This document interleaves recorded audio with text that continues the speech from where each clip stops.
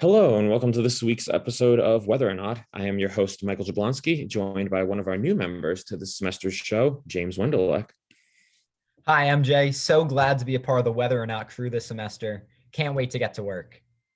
Absolutely. I look forward to seeing what's ahead for all of us.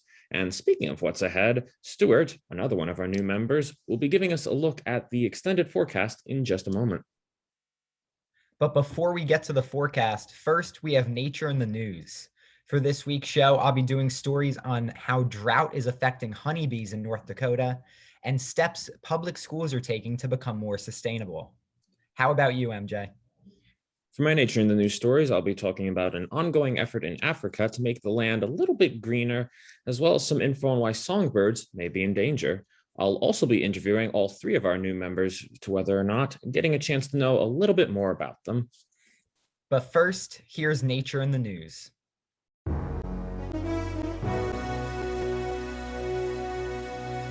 When you hear the phrase Great Wall, you may think of the renowned one in China, but Saharan farmers are building their own, and this one is green.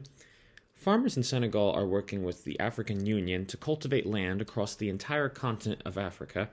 This movement, which began in 2007, is designed to be a way of cultivating plant life in parts of Africa that have been affected by climate change and population growth. The original plan was for there to be a continuous belt of trees stretching from Senegal to Djibouti, but lack of funding has forced an alternative approach: circular gardens. These gardens are grown in their circular patterns to help improve the health of plant roots. Some of the plants grown have medicinal uses, while others provide food for poor communities. The additions of the gardens are also helping poor communities by providing jobs, thereby stimulating economic growth in addition to the plant growth.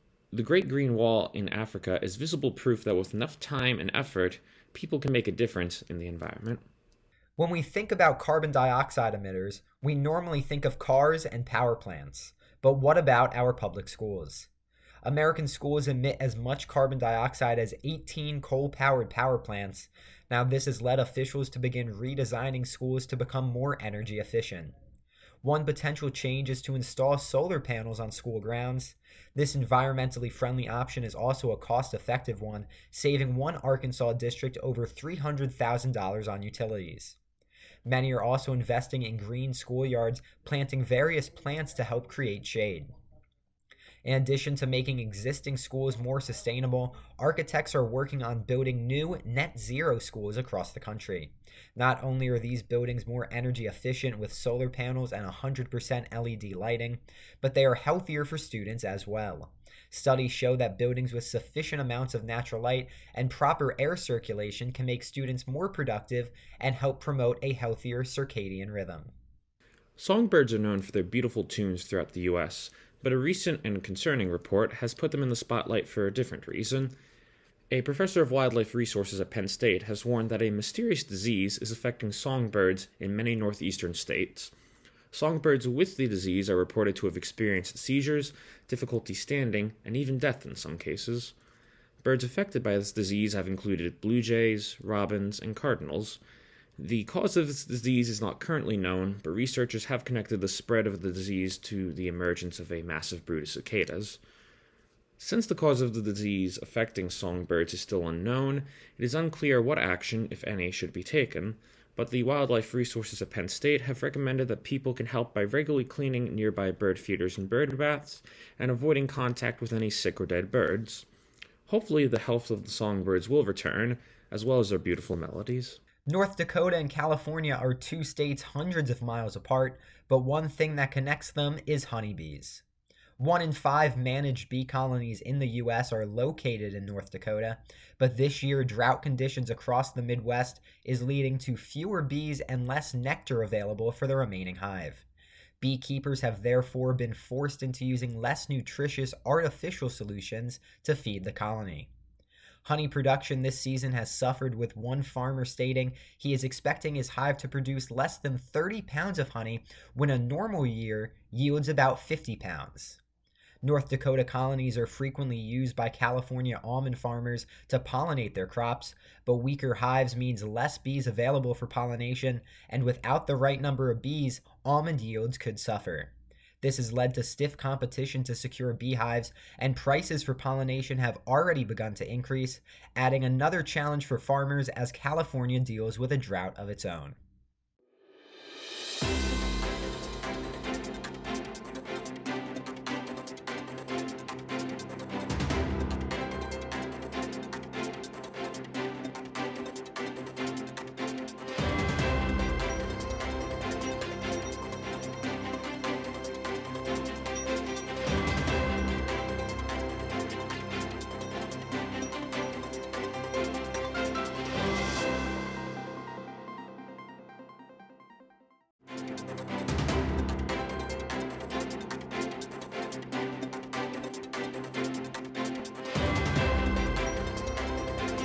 I'm student meteorologist Stewart Dougherty here with your Central PA forecast.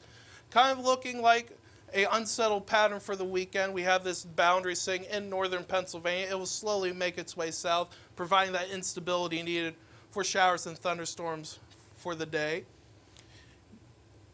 For the day on Saturday, we'll get to see that low pressure system sitting above the Iowa-Minnesota border.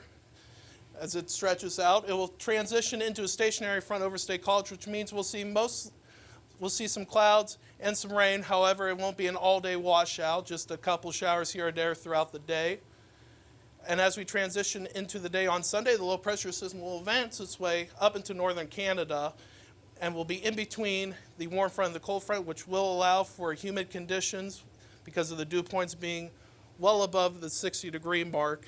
And that will allow us to see storms on Sunday to end the Grange Fair. So to recap, looking ahead into this weekend, we're looking at 86 on Friday with dry and mostly sunny skies. And for Friday night, we will see those thunderstorms rolling in with a low around 70. For the day on Saturday, we are looking at partly cloudy skies with a chance for afternoon thunderstorms with a high of 82. And for Saturday night, we'll be looking at those mostly cloudy skies with showers. And as that cold front approaches on Sunday, we will see partly cloudy skies with thunderstorms, the high of 84. I will have your extended forecast after the coming messages. Hello, I'm student meteorologist Michael Jablonski, joined here by my new co-hosts for this semester's edition of Whether or Not. We have Stewart, Jimmy, and Brian, and we're going to take a moment to get to know a little bit about each of them. So we'll start with you, Stewart. So if you want to take a moment to introduce yourself. Hello, I'm Stewart Dougherty. What year are you going in? I'm going to be a fifth year here at Penn State. Awesome. And what is your option within the major? I'm doing weather forecasting and broadcasting. Awesome. And where are you from? I'm originally from Pittsburgh, the suburb of Carnegie.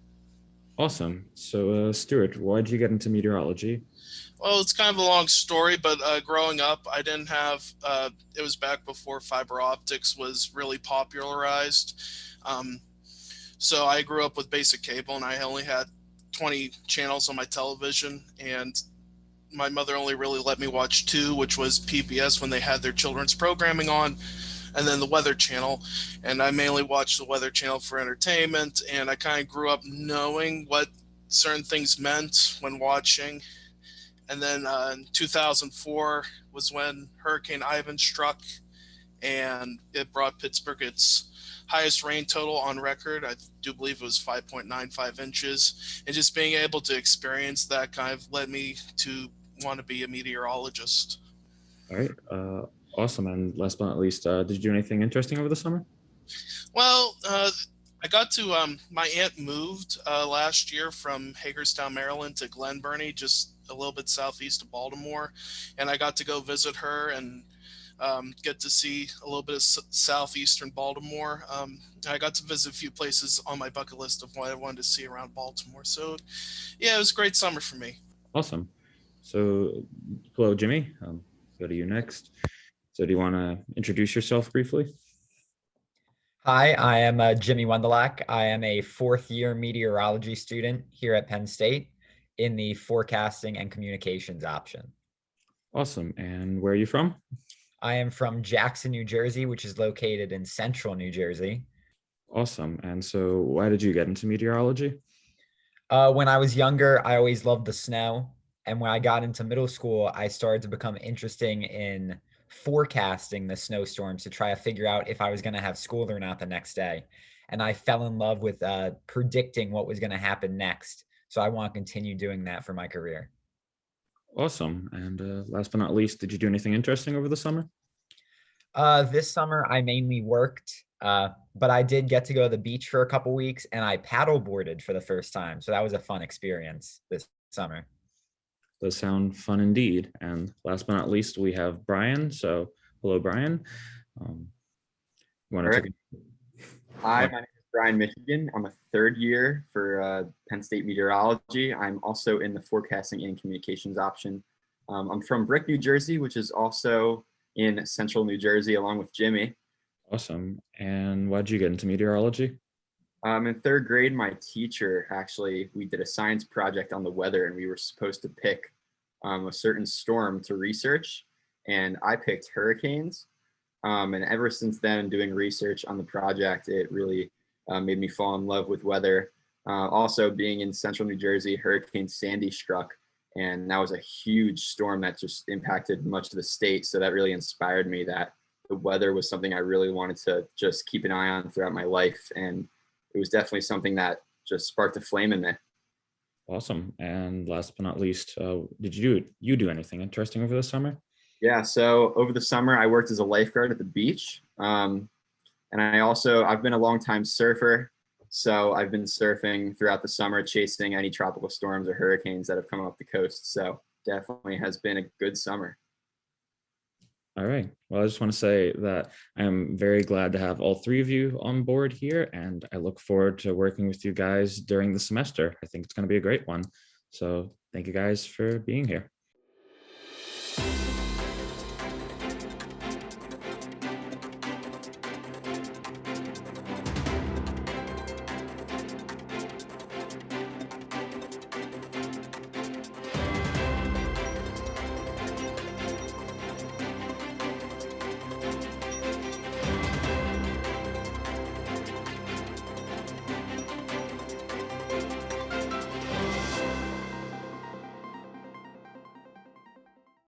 I'm Stewart Dougherty, here to take your extended forecast into the end of August and into the start of September, also known as meteorological fall. And it's starting to feel like meteorological fall at the start. However, we got to start with the recap of the weekend. And we're looking at a boundary coming in, causing unstableness in the atmosphere and allowing for thunderstorms to fire off for most of the weekend to end the Grange Fair, which ends on Sunday.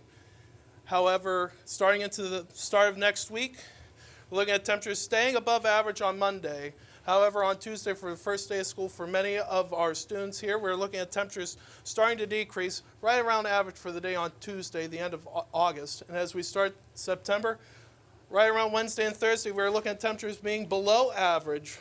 First time feeling that in a couple of weeks here at State College, with temperatures staying right below average. And then starting on Friday, we're looking at pleasant conditions with sunny skies, a perfect way to start the first weekend of September. Thanks, Stuart. And now for our weather whiz question. What percent of all energy used in commercial buildings comes from public schools? A, 4%, B, 6%, C, 8%, or D, 10%? And the correct answer is C, 8%. And I've got to say, Jimmy, 8% seems like quite a bit of energy for schools to use, but I do believe that value given how much technology has become a part of schools nowadays. Yes, it is interesting to see how much energy is used at schools, but you are right. As technology use increases, so will energy usage. Well, anyway, that wraps up this week's episode of Whether or Not. Be sure to join us in the coming weeks for more news and more excitement. But until then, I'm Jimmy. And I'm MJ. Have a great weekend.